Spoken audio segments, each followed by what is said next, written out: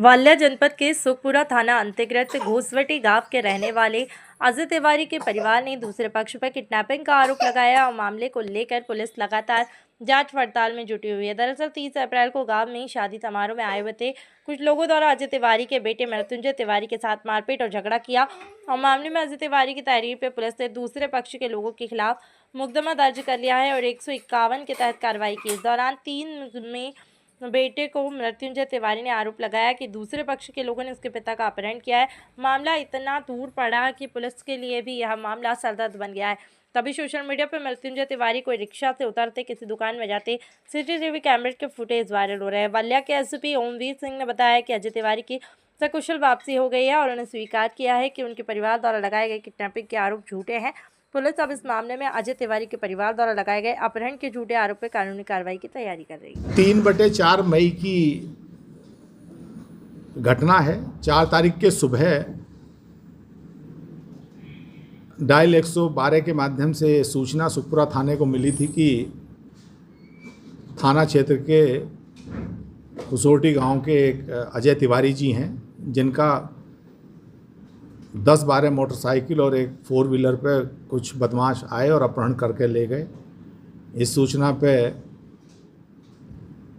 जनपद के सभी अधिकारी मौके पे पहुंचे थे और पूरी घटना की तहकीकात की। लोगों के आसपास से जो लोग थे उनसे भी बातचीत की गई। जिनका अपहरण हुआ था उनके घर के ही बिल्कुल लगा हुआ एक घर और था जिसमें एक दुकान चलती थी, उनसे भी पूछताछ की गई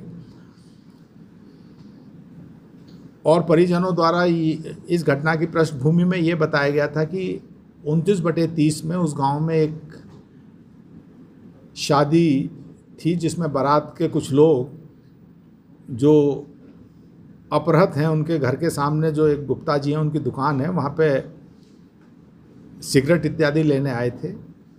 लेकिन दुकान बंद होने के कारण वो उसी सड़क पे लघुशंका करने लगे। जो अपहृत हुए थे अजय तिवारी जी कथित रूप से, उनके एक बेटे हैं मृत्युंजय तिवारी, वो चक्की चला रहे थे। उनके द्वारा उन्हें टोका गया तो उसमें मारपीट की घटना हुई थी। उस मामले में सुबह जब लोग ये थाने गए थे तो उसमें सुसंगत धाराओं में अभियोग पंजीकृत कर लिया गया था तथा नियमानुसार जो उसमें दोषी थे उनका चालान भी किया गया था, इनका मेडिकल भी कराया गया था।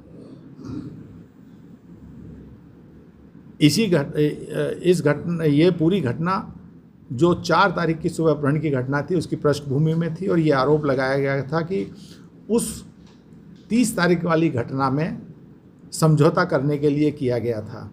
लेकिन घटनास्थल के निरीक्षण से, आसपास के लोगों से बातचीत करने से और परिजनों के विरोधाभासी स्टेटमेंट, क्योंकि जब डायल 112 के सूचना का परिशीलन किया गया तो उसमें पाया गया था कि परिजनों ने कहा था कि 3-4 लोग ले गए थे।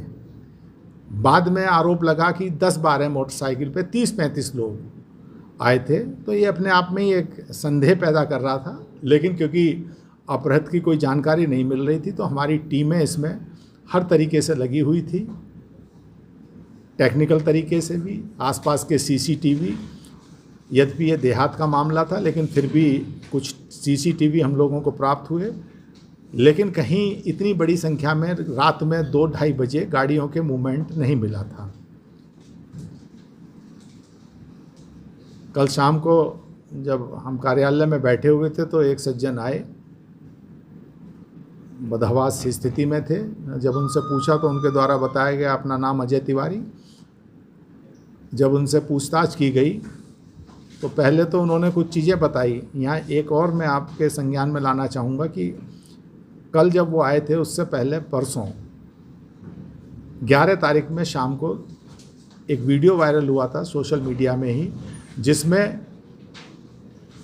नारायणपाली गांव के पास उनको एक ई रिक्शा से उतरते हुए उसे पैसे देते हुए वीडियो था। फिर वहाँ कुछ लोगों से जब गहनता से पूछताछ करी थी, क्योंकि इसमें ना केवल पुलिस लगी हुई थी बल्कि आसपास के लोग भी काफ़ी पुलिस का सहयोग कर रहे थे और ढूंढने में मदद कर रहे थे, तो कुछ लोग और जो इनके बहुत घनिष्ठ परिचित थे वो भी मिले थे।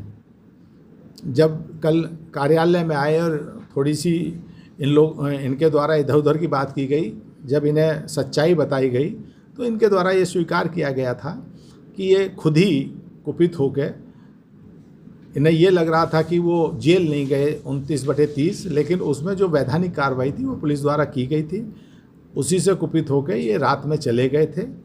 और परिजनों द्वारा किसी अपने